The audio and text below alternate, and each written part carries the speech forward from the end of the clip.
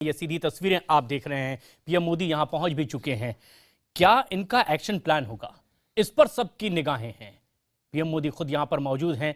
तमाम वो युवा उद्यमी जो अब कामयाबी के रास्ते पर आगे बढ़ते हुए अपने कदम आगे बढ़ाना चाहते हैं, उस मंजिल को पाना चाहते हैं जिसके सपने उन्होंने देखे थे, लेकिन उस सपने को पूरा करने में क्या दिक्कत है, क्या आज के बाद वो दूर कुछ हद तक हो भी पाएगी, इस पर भी उम्मीद। लेकिन स्टार्टअप इंडिया का मकसद ये कि दुनिया के सबसे युवा देश के तौर पर हिंदुस्तान को जो जाना जाता है, हमारे भारत में अगर किसी के मन में गूगल या फिर फेसबुक जैसा आइडिया हो तो वो दम ना तोड़े।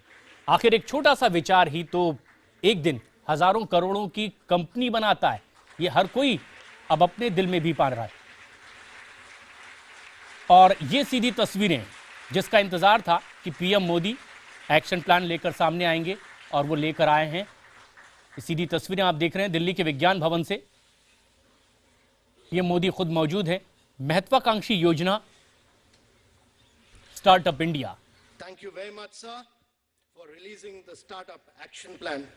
May I now request the Honorable Prime Minister to kindly address. और ये विज्ञान भवन से ये सीधी तस्वीर आप तक लगातार पहुंचाएंगे। पीएम मोदी अपना एक्शन प्लान सामने भी रखेंगे, लेकिन मकसद वही है कि एक छोटे से विचार को फलने फूलने का मौका दिया जाए और फिर हजारों करोड़ों लोगों तक वो मकसद पहुंच पाए जिसके लिए वो इंसान छटपटाता है कि कामयाबी उसे भी मिले और लोगों तक भी वो अपनी बात पहुंचा पाए। श्रीमान अरुण जेटली जी, श्रीमती निर्मला जी, मंच पर विराजमान एक से बढ़कर एक सभी सफल गाथाओं के रचयिता और मेरे सामने उपस्थित एनर्जेटिक इंडिया के सभी नौजवान साथियों,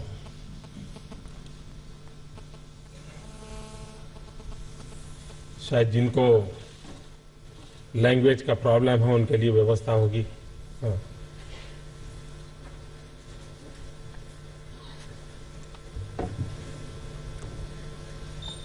आज सैटरडे है।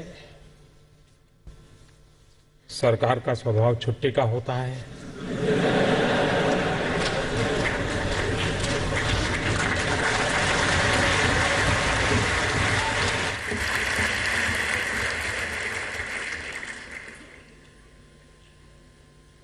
और 6 बजने के बाद तो सवाल ही नहीं उठता है।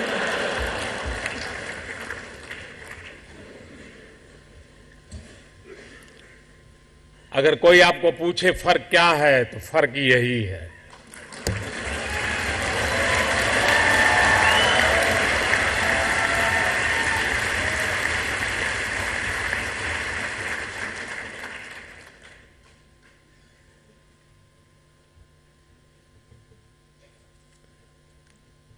मैं भी कभी सोचता हूं कि मुझे भी ईश्वर ने आप जैसी कोई ताकत दी होती।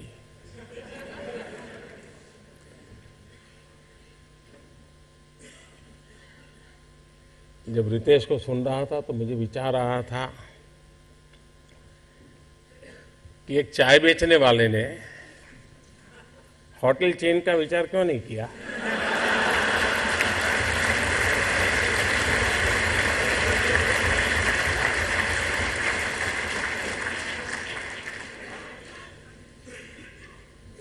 लेकिन हो सकता है कि मेरे नसीब में नरेंद्र मोदी चाय बेचने वाला कुछ कर पाए या न कर पाए, लेकिन देश के करोड़ों नौजवान कुछ कर पाए, ये उम्मीद तो मेरे दिल में भरी पड़ी है।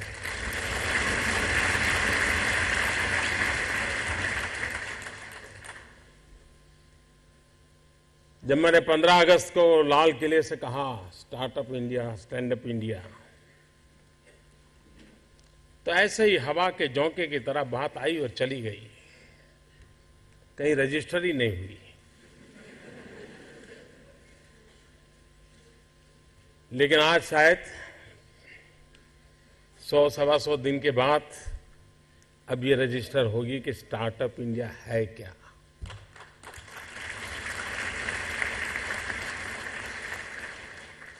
Seeing is believing.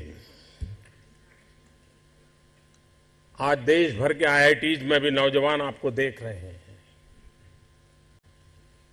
देश के कई स्थानों पर युवा इस कार्यक्रम को सुबह से बैठ करके वे भी आपके साथ हिस्सेदार हैं।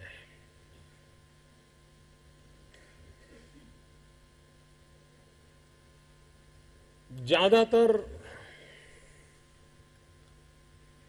लोगों को लगता है कि सरकार ये करेगी तो ये होगा, सरकार ये करेगी तो ये होगा। मेरी सोच थोड़ी अलग है। मेरी सोच ये, सरकार ये न करेगी तो इतना सारा होगा।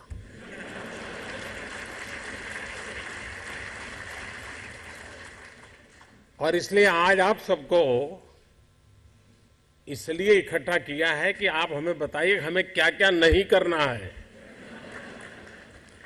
70 साल तक बहुत कुछ किया हमने।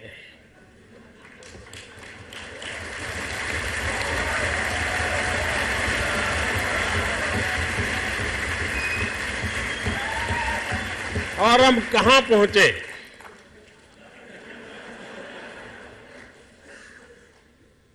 और मैं कहता हूं कि एक बार हम न करने का निर्णय करें तो ये लोग 10 साल में देश को कहां से कहां पहुंचा सकते हैं।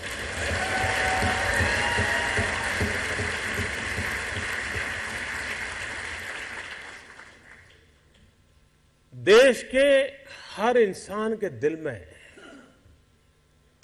एक ख्वाब होता है। उस ख्वाब के साथ उसके मन में कुछ विचार भी होता है, आइडियाज भी होते हैं।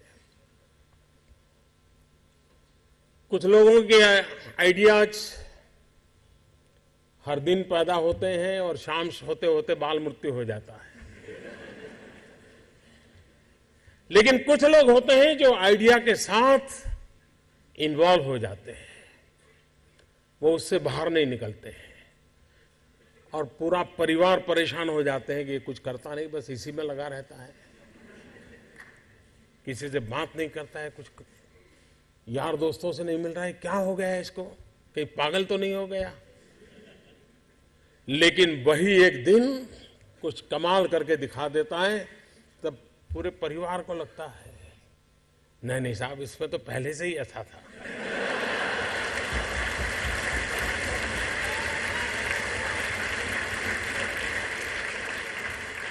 आप में से सबके जीवन में एक अनुभव आया होगा,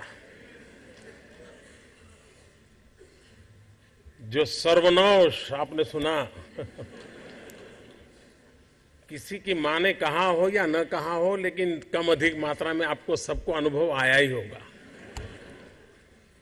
क्योंकि ज्यादातर ये फर्स्ट जनरेशन एंटरप्रेन्योर है, ऑल स्टार्टअप्स। और जब कुछ सोचा होगा नहीं बेटे अपना काम नहीं, तो कहीं नौकरी कर ले। शुरू में जब दोस्तों ने सुना होगा, बहुत मजाक उड़ाया होगा, उपहास किया होगा, जाते आते आपको उसी उपनाम से सुनाते होंगे, ये कुछ करने वाला है, ये करने वाला है। फिर एक पल आया होगा, सारी दौर विरोध हुआ होगा, सब दूर परिवार के लोगों ने विरोध किया होगा, नहीं ये नहीं करना है, जाओ कमाओ, नौकरी कर लो, देखो उसका पहचान है, वो नेताजी को जानते हैं, जाओ उसको मिल लो।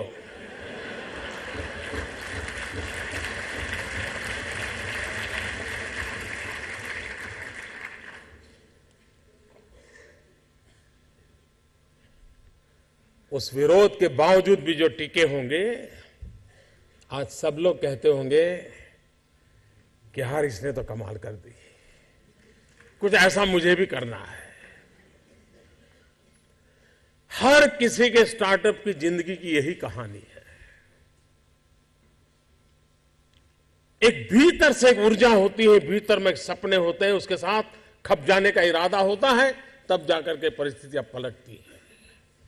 और दुनिया में हर किसी ने यही किया होगा। कभी आज हम सोचें कि 1423 आई थिंक 1423 कोलंबस जब निकला होगा, क्या मिलने वाला था?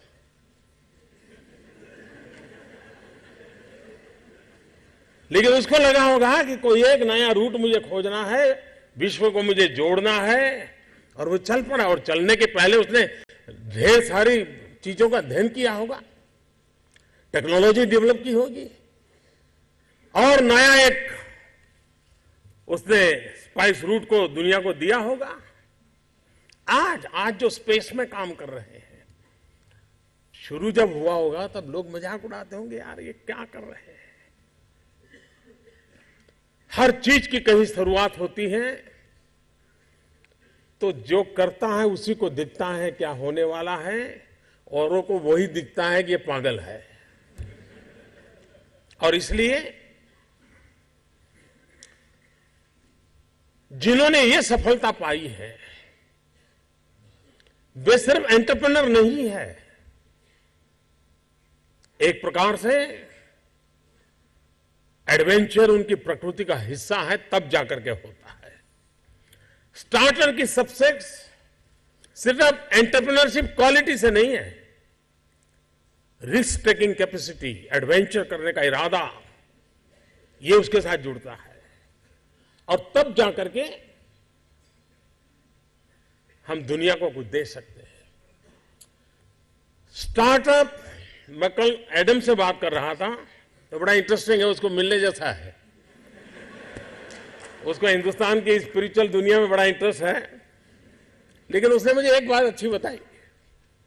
वो कह रहा है जो पैसे कमाने के इरादे से आता है वो कभी स्टार्टअप कर ही नहीं सकता है।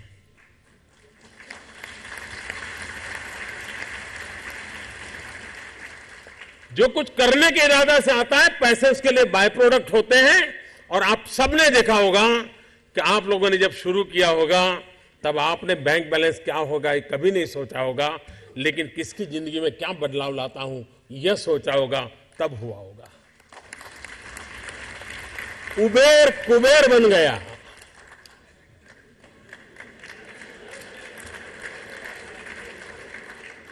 हमारे यहां कुबेर भंडारी होते थे ना पहले। मैं नहीं मानता हूं उसने पहले सोचा होगा, उसने पहले यही सोचा होगा कि भाई लोगों की समस्या का मैं समाधान कैसे करूं, सस्ते में कैसे करूं, और उसमें से एक व्यवस्था विकसित हो गई। जब स्टार्टअप की चर्चा होती है तो ज्यादातर आईटी के आसपास ही सोचा जाता है, और अब हर कुछ कितने कदम दूर है, बस ऐप के पास पहुंच के हो गया। हर समस्या का समाधान ऐप। खैर मैं उससे बहुत बेनिफिशियल हूं, क्योंकि मैं नरेंद्र मोदी ऐप शुरू किया है।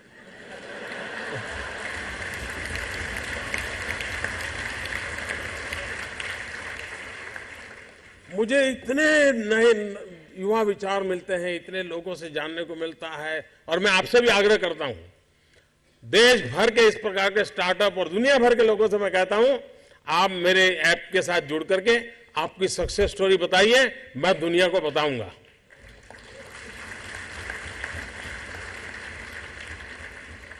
क्योंकि यही वायरल होने वाला है, सक्सेस स्टोरी ही वायरल होने वाली है, और लोगों का मन मंदिर जो है वो सफलता को जकड़ने वाला है। निराशा का माहौल चला गया, वो दिन पूरे हो गए। आशा, विश्वास, कर गुजरने का इरादा, ये समय की नजर आ रहा है, और वही स्थितियों को बदलता है, वही परिस्थितियों को परिवर्तित करने के लिए ताकत रखता है। और वो मैं अनुभव कर रहा हूं। और आज मैं जैसे ही यहां एंटर हुआ, सबने मुझे एक ही रिपोर्ट किया, साहब क्या एनर्जी है सब इस कार्यक्रम में। ये विज्ञान भवन को पहली बार भरा नहीं है, लेकिन एनर्जी पहली बार भरी है।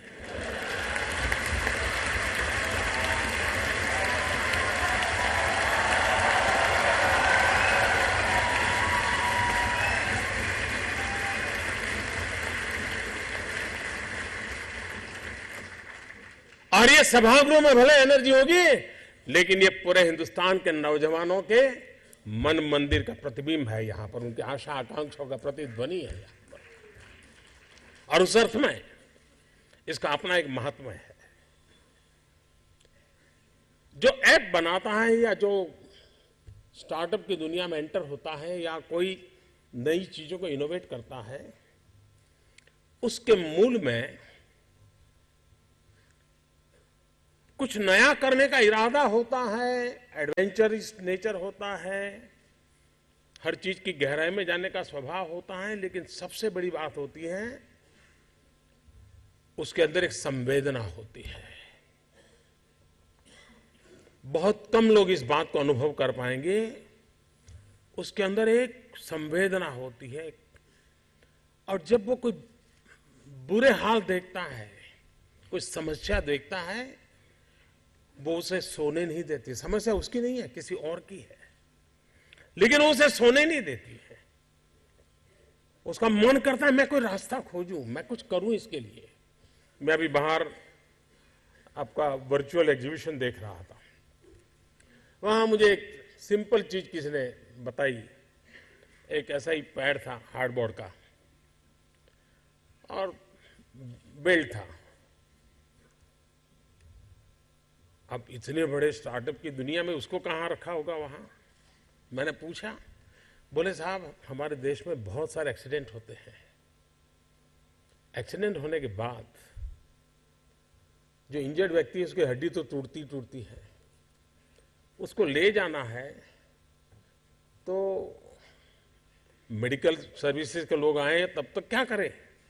तो उन्होंने एक हार्डबोर्ड पे एक सामान्य चीज बनाई है, उसके पैर के नीचे लगा दो, पट्टी कैसे बांधना उस पर लिखा हुआ है। बोले कोई खर्चा नहीं है। अब इसका मतलब कि उसके दिल में आग लगी होगी एक, कि एक्सीडेंट होता है बेचारा कितना परेशान होता है, ले जाते ही दो हड्डियां और टूटती है। उसमें से उसने सोचा और वो एक इनोवेशन बन गया। किसी के लिए जो दर्द होता है, जो हमें दुआ देने की ताकत दे या न दे, हमारे भीतर एक ऐसी अवस्था पैदा करती है जो इन लाखों करोड़ों के दर्द को दूर करने का कारण बन जाती है, और तब स्टार्टअप होता है। और इसलिए आपका ये स्टार्टअप का अभियान, ये बैंक बैलेंस और रुपये पैसे कीर्ति उसके साथ जुड़ा हुआ नहीं है।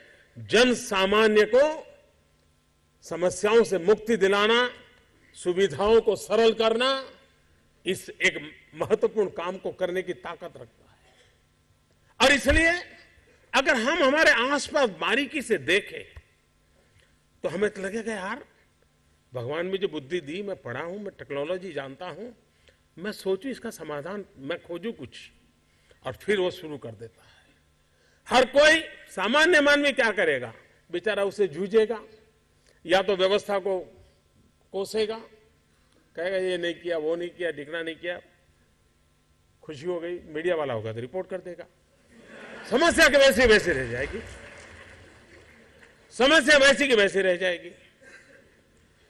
लेकिन जिसके मन में ये जो चेतना पड़ी हुई है, वो उसका उपाय खोजेगा, और वो स्टार्टअप को कारण बनता है। अब यहां इतने नौजवान हैं, मेरे मन में आता है कि आप लोग सोचिए, हमारे देश का किसान इतनी मेहनत करता है, और जो अनाज की पैदावार होती है बहुत मात्रा में वो वेस्ट जाता है, बर्बाद हो रहा है। अब पुराने जमाने के इंफ्रास्ट्रक्चर, उसके लिए पैसे, ये व्यवस्थाएं, क्या मेरा कोई नौजवान उस पर दिमाग लगा करके ऐसी व्यवस्थाएं विकसित कर सकता है कि जो एफोर्डेबल हो, और इतना बड़ा हमारा जो वेस्टेज है वो बच जाए?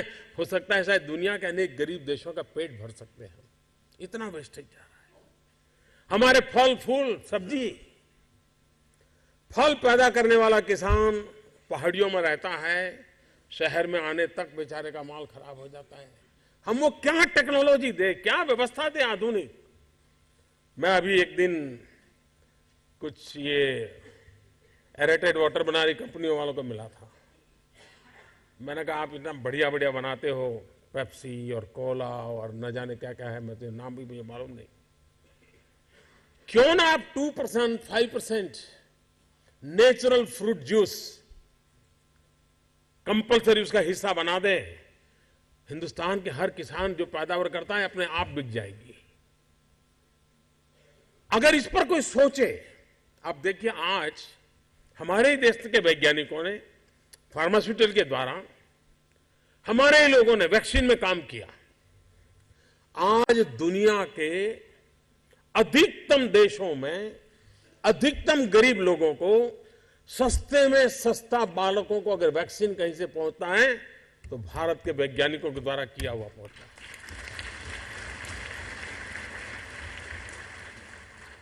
और इन दिनों जितने भी लोग मुझे मिलते हैं वो कहते हैं साहब हमारी मांग बहुत है, उसके प्रोडक्शन के लिए और क्या रास्ता निकाले। लोग अपना डोनेशन देने के लिए तैयार होते हैं कि हमने जो भारत के लोगों ने जो वैक्सीन की दिशा में कितने करोड़ों करोड़ों बालकों की जिंदगी बच रही है। जिसने लैब में बैठ करके काम किया होगा, जिसने कंसेप्ट सोचा होगा, उसकी तो उस समय पहचान नहीं हुई होगी, लेकिन आज लगता है कि उसने कितनी बड़ी मानवता की सेवा की। हम ऐसी कौन सी चीजें करें जिसके कारण हमारे यहां, अब जैसे हमारे एटॉमिक एनर्जी वालों ने ओनियन को लंबे समय तक बचाने के लिए काफी व्यवस्था विकसित की है, क्योंकि प्याज के दाम कभी ऊपर कभी नीचे चले जाते हैं तो सरकारों का सांस भी ऊपर नीचे हो जाता है। लेकिन क्यों तो उसको लंबे समय रहता नहीं, खराब हो जाता है। उत्पादन ज्यादा हुआ तो भी किसान मरता है, उत्पादन कम हुआ, लेकिन उसको प्रिजर्व करने की व्यवस्थाएं अगर विकसित होती है, एटॉमिक एनर्जी वाले इसमें काफी काम करें, लेकिन वो इतना कॉस्टली होता है। क्या हमारे स्टार्टअप की दुनिया के नौजवान ऐसी चीजों में जाएं, आईटी के दायरे से बाहर निकल करके हम और ऐसे छोटे छोटे पुर्जे, अब भारत में जुगाड़, मैं समझता हूं शायद ऐसा इनोवेटिव इंडिया दुनिया में कहीं नजर नहीं आएगा जी। आप हर व्यक्ति के पास कोई न कोई इनोवेशन है। मैंने ऐसे लोग देखे हैं कि बिजली नहीं है तो अपनी मोटरसाइकिल से पंप चलाते हैं और पानी निकालते हैं और खेत में पानी पहुंचा देते हैं। उसने अपने तरीके से ढूंढा होता है। ऐसे जुगाड़ करने वाले लोगों की कमी नहीं है, लेकिन वो जुगाड़ करता है, अपनी व्यवस्था को संभाल लेता है। लेकिन अगर हमारे पास उस प्रकार की दृष्टि हो, दर्शन हो, देखे तो हमें स्पार्क होता है, यार इसको मैं स्केलेबल करूं, ऐसी एक व्यवस्था में बना दूंगा। हम जब मेक इन इंडिया कहते हैं तो मेक फॉर इंडिया भी है, क्योंकि 125 करोड़ का देश है, इतना बड़ा मार्केट है, लेकिन हम चाहते हैं कि वो फुल प्रूफ कैसे बने, आसान कैसे हो और सामान्य मानव के लिए वो इजीली एक्सेसिबल कैसे हो। ये अगर व्यवस्थाएं देने में हम सफल होते हैं, और मैं मानता हूं कि हमारे देश का नौजवान हमारी अपनी समस्याओं को, यहां किसी ने कहा कि मैं अगर उस देश को उसकी समस्याओं को समझूंगा, शायद तिवारी ने कहा, मैं अपनी समस्याओं को समझूंगा तब जाकर के मुझे रास्ते खोजने का सूझेगा। और ये जितना हमारा बढ़ेगा, देश के विकास के लिए बहुत संभावना है। उन संभावनाओं को लेकर के,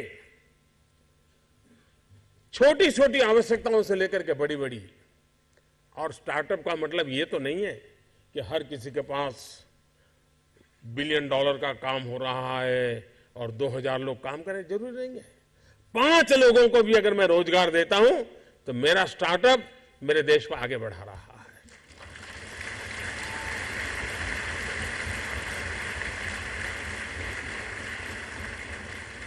एक साइकोलॉजिकल चेंज लाना है कि यूथ के दिमाग में जॉब सीकर की मानसिकता से उसको बाहर लाना है, वो जॉब क्रिएटर बने। और एक बार उसके दिमाग में आ गया कि मुझे 2 लोगों की जिंदगी के बाद संभालना है, वो कर लेगा। हमारे देश में एजुकेशन इंफ्रास्ट्रक्चर पर बल दिया जाता है, टीचर के अपॉइंटमेंट पर बल दिया जाता है, वो काम हो भी रहा है, लेकिन समय की मांग है क्वालिटी एजुकेशन की। गरीब से गरीब, दूर सुदूर जंगलों में रहने वाला व्यक्ति हो, पहाड़ों में रहने वाला व्यक्ति हो, मैं ऐसे कैसे चीजों को खोज के निकालूं कि उसी क्वालिटी का एजुकेशन जो अमीर घराने के बच्चों को मिलता है, उस टेक्नोलॉजी के द्वारा गरीब से गरीब तक मैं कैसे पहुंचाऊं। और देश तब बदलेगा कि हम समाज के आखिरी इंसान को इस सुविधाओं से लाभान्वित करके उसकी जिंदगी बदलने का अवसर दें। हमें उसको फीड करने की जरूरत नहीं पड़ेगी। अगर उसको क्वालिटी एजुकेशन मिलता है तो वहां भी ऐसे स्पार्क वाले बच्चे होंगे जो उठ करके खड़े हो जाएंगे और दुनिया बदल देंगे। हेल्थ सेक्टर, आज हेल्थ सेक्टर ज्यादातर डॉक्टरों पर डिपेंडेंट कम है, टेक्नोलॉजी पर डिपेंडेंट है। डॉक्टर भी खुद टेक्नोलॉजी पर डिपेंडेंट है। मशीन तय करता है कि तुम्हें क्या तकलीफ है, फिर डॉक्टर कहता है ठीक है मैं किताब देख के ले लो। इसका मतलब हेल्थ सेक्टर में टेक्नोलॉजी इनोवेशन की संभावनाएं बढ़ती चली जा रही है, लेकिन भारत जैसे देश में ये अफोर्डेबल कैसे हो, ये हमारे सामने चुनौती है। सस्ते में सस्ता व्यवस्था का कैसे बने, इस पर हम सोचे, नएपन से सोचे। और इसलिए स्टार्टअप कहने के बाद कुछ लोगों की सोच होती है तो बड़ा हाई फाई होगा, लैपटॉप के बाहर दुनिया कुछ नहीं होगी, मोबाइल से जुड़े होंगे। ऐसा नहीं है। ये लोग हैं जिन्होंने कोई न कोई कमाल किए। यहां हर प्रकार के लोग हैं। आप देखिए हैंडीक्राफ्ट, भारत का हैंडीक्राफ्ट दुनिया में अपना डंका बजाए, ऐसी आप ऐप बना करके दुनिया में प्लेटफॉर्म क्यों ना खड़ा करें। सिर्फ ई कॉमर्स नहीं, सिर्फ ई कॉमर्स नहीं, हम उससे 2 कदम आगे कैसे जाएं और उसमें जैसी ग्लोबल रिक्वायरमेंट हो से डिजाइनिंग भी प्रोवाइड करें, ताकि हमारा जो गरीब आदमी गांव में बैठ करके छोटी चीजें बनाता है उसको भी आइडिया मिला कि नहीं ऐसा नहीं, ऐसा करो, यहां स्टिच मत करो, यहां करो, लकड़ी ऐसे मत रखो, लकड़ी ऐसे रखो। वो अपने आप बदलता रहेगा और आपकी रिक्वायरमेंट को पूरी करेगा। इसके लिए जो कनेक्टिविटी चाहिए, ये बड़ी रिक्वायरमेंट है। और ये काम आप नौजवानों के दिमाग से हो सकता है। और इसलिए मैं जब कहता हूं स्टार्टअप इंडिया, तो मैं मान के चलता हूं स्टैंड अप इंडिया। इसके लिए मुझे अलग सोच करने की जरूरत नहीं है। जिस देश के पास 800 मिलियन 35 से कम आयु के नौजवान हो, जिस देश के नौजवानों के पास टैलेंट हो, हाथ में हुनर हो, अपरंपार सपने हो और पूरी दुनिया में अवकाश ही अवकाश हो, क्या नहीं हो सकता है। आज मैं आईटी प्रोफेशनल से कहना चाहूंगा, विश्व के किसी भी दुनिया के देश के नेताओं से मैं मिलता हूं, दुनिया का कोई भी डेलीगेशन आता है, उनकी जो बातों होती है उसमें एक चिंता हर एक को सता रही है और वो है साइबर सिक्योरिटी। हर कोई परेशान है साइबर सिक्योरिटी को लेकर के। क्या भारत साइबर सिक्योरिटी प्रोवाइडर के रूप में अथॉरिटी बन सकता है? एक बार हिंदुस्तान का ब्रांड का साइबर सिक्योरिटी का सॉफ्टवेयर मिल गया, अब दुनिया की कोई ताकत उसको हिला नहीं सकती। ये कर सकते हैं क्या? मानव जात के लिए चुनौतियां आवश्यक हैं, क्योंकि सरफरे लोग तो हैं जो तबाही करने पर तुले हुए हैं, लेकिन हम मानवता को बचा भी तो सकते हैं। हमारे पास इस प्रकार के लोग हैं। और ये भी सही है, भारत के पास मिलियंस ऑफ मिलियन प्रॉब्लम है, कोई इनकार नहीं कर सकता है। लेकिन एट द सेम टाइम मुझे इस बात का भरोसा भी है कि बिलियंस ऑफ बिलियन माइंड भी है।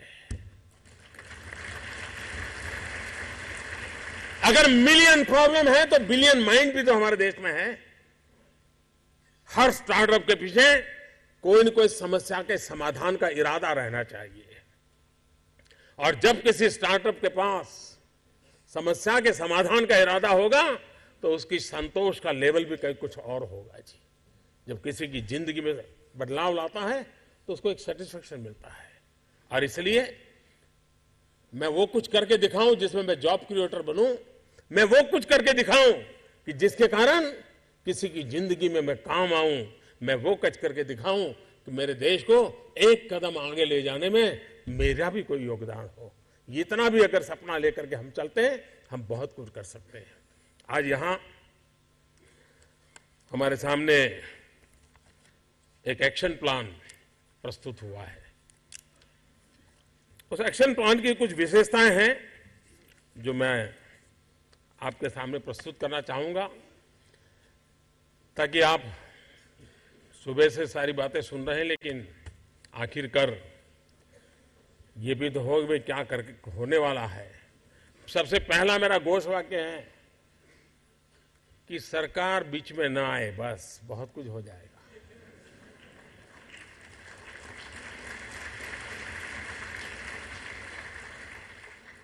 और उसी विचार के आसपास जो की चीजें बनाई है, एक तो हमने महत्वपूर्ण निर्णय किया है, वो है सेल्फ सर्टिफिकेशन आधारित कंप्लायंस की व्यवस्था।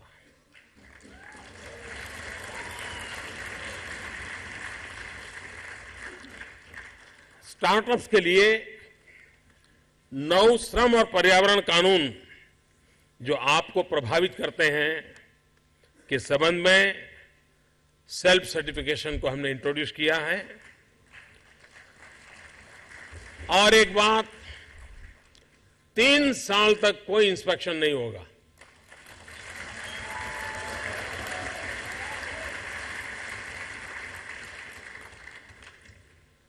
और आप समझ सकते हैं जब इंस्पेक्टर नहीं आएगा तो कितनी सुविधा रहती है। दूसरी बात है स्टार्टअप इंडिया हब,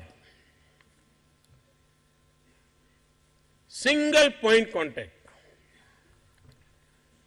ये हम व्यवस्था खड़ी करने जा रहे हैं। और हैंड होल्डिंग की व्यवस्था। स्टार्टअप में जैसे इन नौजवानों में एक विशेषता मैंने देखी, इन लोगों से मैं कल से बातें कर रहा हूं, काफी कुछ मैं भी उनसे सीख रहा हूं। हर एक के दिमाग में एक चीज रही है कि वो अपना तो कर रहे हैं, लेकिन गार्डियन के नाते, मेंटरिंग के नाते बहुत अच्छा काम कर, हर कोई कुछ ना कुछ कर रहा है। ये उनका अपना सोशल कंट्रीब्यूशन के रूप में कर रहे हैं, मेंटरिंग के रूप में वो औरों को प्रोत्साहित कर रहे हैं। और इसलिए हैंड होल्डिंग की व्यवस्था, उस पर हम बल देना चाहते हैं।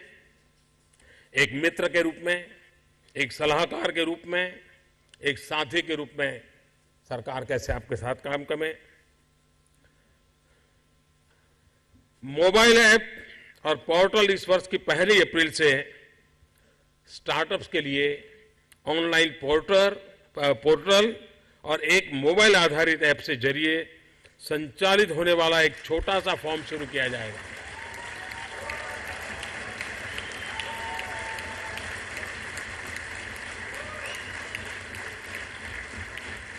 वरना हमारे यहां तो एड्रेस भी लिखते हैं तो 10 लाइन का होता है। फलाना गांव, फलानी गली के सामने, फलाने मोहल्ले से गुजरते हुए पिछली खिड़की में। मूलतः हम लोगों का स्वभाव हर चीज को बड़ा करना, लंबा कर रहा है। तो इसको एक मोबाइल फोन पर सिंपल सा एक छोटा सा एप्लीकेशन फॉर्म बन जाए, तो उस दिशा में हम काम कर रहे हैं। और इसको रजिस्ट्रेशन की व्यवस्था भी उसी प्रकार से होगी।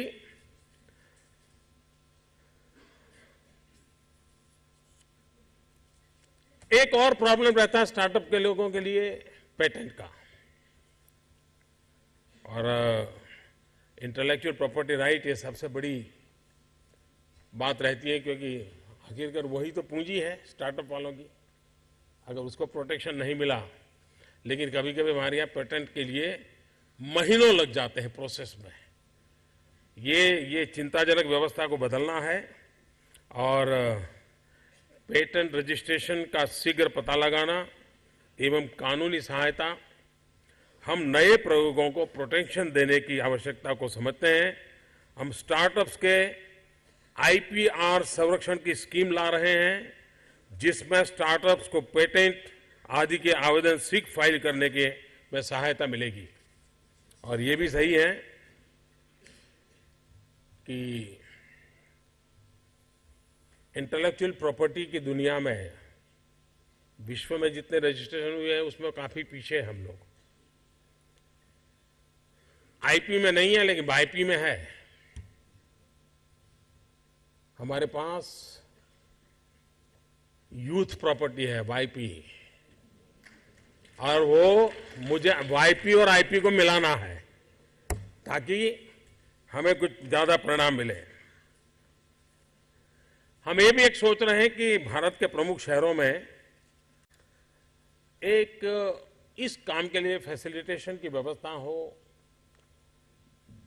स्थानीय चैम्बर ऑफ कॉमर्स हो या और लोग हों, उनके साथ मिलकर के इस विषय के वकीलों का एक समूह हो, इन सबको जोड़ करके उनको कैसे निःशुल्क व्यवस्था हो ताकि इस फील्ड में काम करने वाले वकीलों की संख्या बहुत कम है और फी भी बहुत ज़्यादा है, और उसको लगता है कि भाई इस काम के लिए मैं इतने रुपये दूँ, देखो अभी करता रहूँ और उसमें उतनी प्रॉपर्टी चोरी हो जाती है, बेचारा कहीं का रहता नहीं है। तो इसलिए बिना पैसे उसको ये व्यवस्था मिले। उसी प्रकार से फीस में भी आज जो फी है पेटेंट के लिए उसमें हम 80% रिडक्शन करेंगे।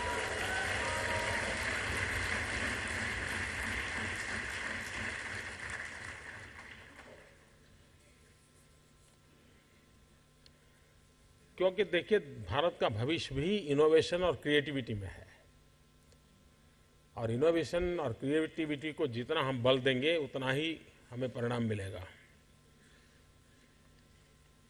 हम स्टार्टअप्स के लिए सार्वजनिक खरीद की शर्तों में भी छूट देने का निर्णय कर रहे हैं। सरकारी खरीद में स्टार्टअप्स को बढ़ावा देने के लिए हम एक्सपीरियंस एंड टर्नओवर के आधार पर स्टार्टअप को छूट देंगे।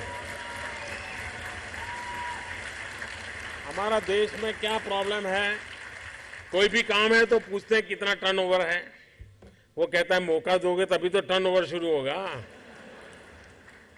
या कोई काम देते बोले कितना एक्सपीरियंस, वो कहता है भाई एक्सपीरियंस की शुरुआत तो करो कैसे।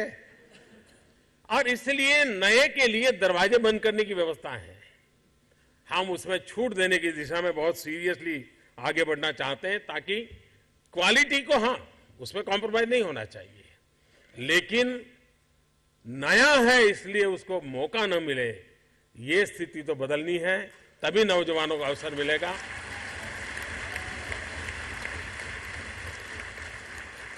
लेकिन मेरा आग्रह है zero defect and zero effect, तो इस पर हम जरूर बल देंगे। एक और चिंता का विषय है, हमारे देश में एग्जिट के लिए कोई व्यवस्था ही नहीं है। एक बार पाइप में आ गए और इसलिए स्टार्टअप्स के लिए हम सबसे पहले एक एग्जिट की व्यवस्था कर रहे हैं। हम यह भली भांति समझते हैं कि एक विशाल और सफल कारोबार का निर्माण करने के लिए असफलताओं से बचा नहीं जा सकता। असफलताएं होगी, और मैं सबसे ज्यादा असफलताओं के लिए हिम्मत करने वालों को प्रमोट करना चाहता हूं।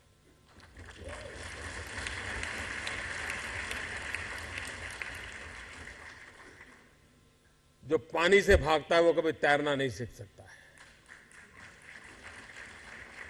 एक बार तो डूबना ही पड़ता है, तब जाकर के तैरना शुरू होता है। और इसलिए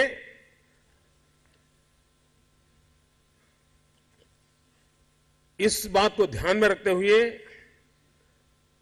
90 दिन के भीतर स्टार्टअप्स एग्जिट कर पाए, हम ऐसी व्यवस्था करने के लिए संसद में बैंकरप्सी बिल 2015 हम लाए हैं। अब बाकी मुसीबत तो आप जानते हैं।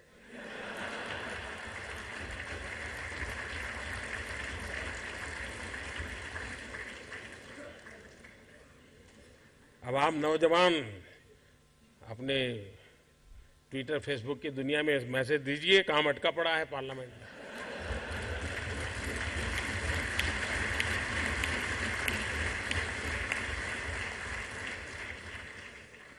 हो सकता है आप समझेंगे कुछ लोग,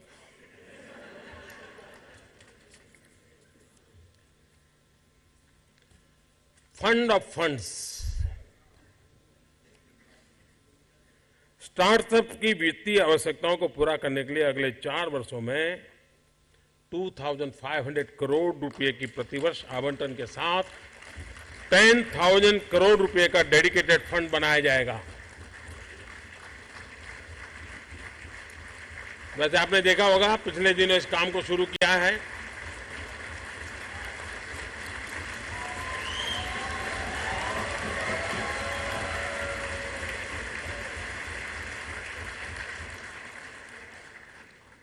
स्टार्टअप्स के लिए क्रेडिट गारंटी फंड आपके फंड संबंधी आवश्यकताओं में सहायता करने के लिए हम अगले 4 वर्षों में प्रति वर्ष 500 करोड़ रुपए की निधि के साथ आपके क्रेडिट गारंटी स्कीम लाएंगे और इसके कारण मैं समझता हूं काफी सुविधाएं आपकी बढ़ जाएगी। उसी प्रकार से टैक्स इंसेंटिव्स, स्टार्टअप्स के लिए वित्तीय संसाधनों को बढ़ाने के लिए हम सरकार द्वारा मान्यता प्राप्त फंड्स के निवेश किए जाने वाले कैपिटल गेन टैक्स की छूट देना चाहते हैं। अब बाकी बात तो फाइनेंस मिनिस्टर करेंगे, लेकिन मैंने उनकी हाजिरी में बोल दिया है तो गाड़ी आगे चलेगी।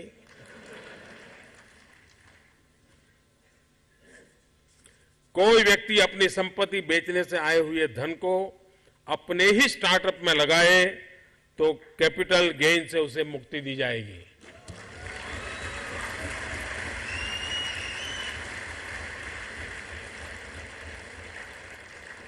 स्टार्टअप से प्रॉफिट को 3 साल के लिए इनकम टैक्स से मुक्ति दे दी जाएगी।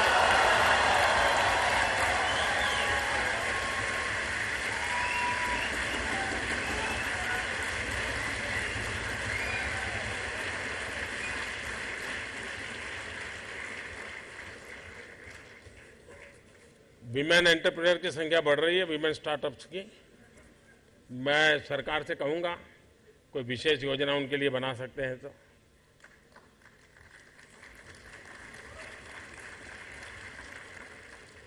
हम फेयर मार्केट वैल्यू के ऊपर इन्वेस्टमेंट पर लगने वाले टैक्स से संबंधित आपकी समस्याओं का समाधान भी करेंगे।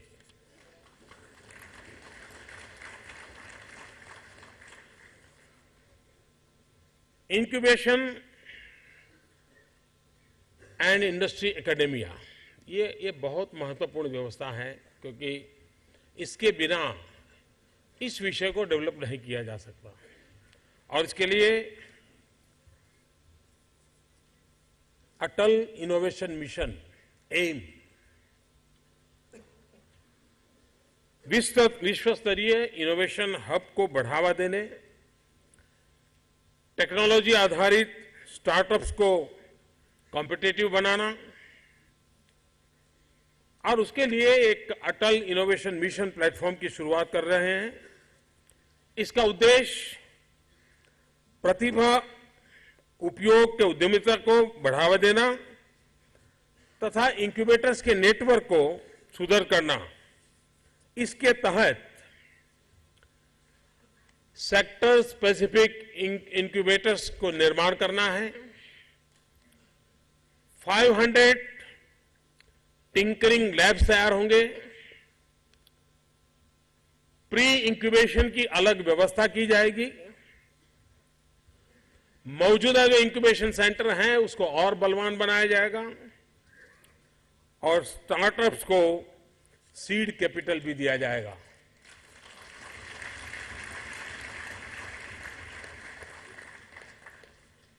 इनोवेशन को एक राष्ट्रीय स्तर पे अवार्ड देने की दिशा में भी सोचा जाएगा, जिसके कारण इस बात को प्रोत्साहन मिले, उसके लिए अलग से व्यवस्था की जाएगी। वर्तमान में ऑलरेडी 35 नए इंक्यूबेशन सेंटर स्थापना करने का तो काम चल ही रहा है। पब्लिक प्राइवेट पार्टनरशिप का भी मॉडल इसमें लिया है और करीब 35 पब्लिक प्राइवेट पार्टनरशिप से नए इंक्यूबेशन सेंटर बन रहे हैं। राष्ट्रीय जो संस्थाएं हैं उसमें 31 centres of innovation, 13 startup centres और 18 टेक्नोलॉजी बिजनेस इंक्यूबेटर्स की स्थापना का भी काम चल रहा है। अभी आपने आईआईटी मद्रास का देखा, उन्होंने रिसर्च पार्क में जिस प्रकार से काम खड़ा किए हैं, 100 से ज्यादा कंपनियां उस पर काम कर रही है। इसी प्रकार से हम 7 और सेंटर खड़े करना चाहते हैं देश में और उसके लिए करीब 100 करोड़ रुपीस भारत सरकार देगी ताकि ये काम आगे बढ़े। बायोटेक्नोलॉजी भी एक बहुत बड़ा क्षेत्र है जिसमें हम जितना बल दें उतना कम है और बायोटेक्नोलॉजी में एंटरप्रेन्योरशिप को बढ़ाने के लिए 5 नए बायो क्लस्टर्स, 50 नए bio incubators, 150 technology transfer offices और 20 बायो कनेक्ट ऑफिसेस बनाने का निर्णय किया है। विद्यार्थियों में भी एक टैलेंट रहती है इस विषय में, इवन स्कूल के बच्चों में भी कुछ न कुछ इनोवेशन का स्वभाव रहता है। इसको बढ़ावा देना है क्योंकि भारत ने इनोवेशन में कुछ न कुछ कर दिखाना होगा। तो छात्रों के लिए इनोवेशन आधारित कार्यक्रम शुरू किया जाएगा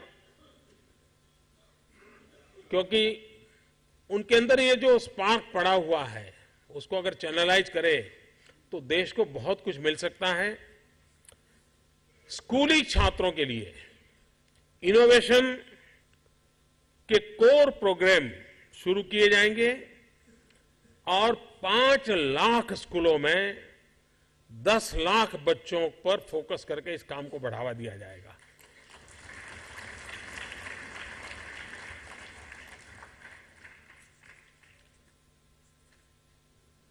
इंक्यूबेटर ग्रांड चैलेंजेस, सरकार 10 ऐसे इंक्यूबेटर की पहचान करेगी जो वर्ल्ड क्लास बनने की क्षमता रखते हैं। इनमें से प्रत्येक को 10 करोड़ रुपए की सरकार की तरफ से सहायता दी जाएगी। स्टार्टअप्स के लिए कोई न कोई इवेंट करने रहेंगे ताकि क्या हो रहा है इसका भी परिचय होना जरूरी है और इसलिए स्टार्टअप फेस्ट, इसकी एक परंपरा हमारे देश में बननी चाहिए। मैं जब गत सितंबर में यूएस गया, हमारे शुक्ल जी यहां बैठे हैं, तो और काफी मित्र उस समय थे वहां। यूएस में स्टार्टअप की दिशा में भारतीय लोगों ने बहुत कुछ काम किया है। तो मैं हिंदुस्तान से 40 ऐसे स्टार्टअप के लोगों को लेके गया था और वहां पर एक जॉइंट इवेंट किया था। इतना इंस्पायरिंग था, मैं काफी देर हर चीज को देखा था। भारत में भी हम स्टार्टअप फेस्ट को परंपरागत रूप से खड़ा करना चाहते हैं। सरकार उसमें जितना भी मदद कर सकती है वो करेगी ताकि हमारे नई पीढ़ी के लोगों को देखने को भी मिले। और जैसा आपने कहा, सर्वविनाश के सामने उन्होंने कहा कि आज इस इवेंट से मुझे नए सपने देखने की ताकत मिली है। अब ये अपने आप में बहुत बड़ा संदेश है।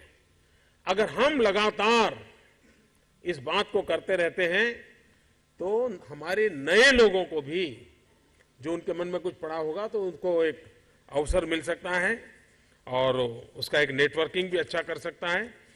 तो जो योजना को मैंने आज अभी आपके सामने प्रस्तुत किया है, इसके कुछ पहलू मैंने आपके सामने रखे हैं। मुझे विश्वास है कि ये इवेंट आने वाले दिनों में भारत की युवा पीढ़ी को, भारत की टैलेंट को, भारत के लिए, मानवता के लिए कुछ न कुछ नया करने की ताकत देगी, प्रेरणा देगी। मेरी सभी नौजवानों को हृदय से बहुत बहुत शुभकामनाएं हैं। विश्व के अनेक भागों से जो लोग आए हैं, मैं उनका हृदय से आभार व्यक्त करता हूं क्योंकि उन्होंने आकर के सबका हौसला बुलंद किया है और भारत बहुत तेजी से आगे बढ़ रहा है, आगे बढ़ने वाला है और उसमें आप लोगों की अहम भूमिका रहने वाली है। बहुत बहुत शुभकामनाएं, बहुत बहुत धन्यवाद।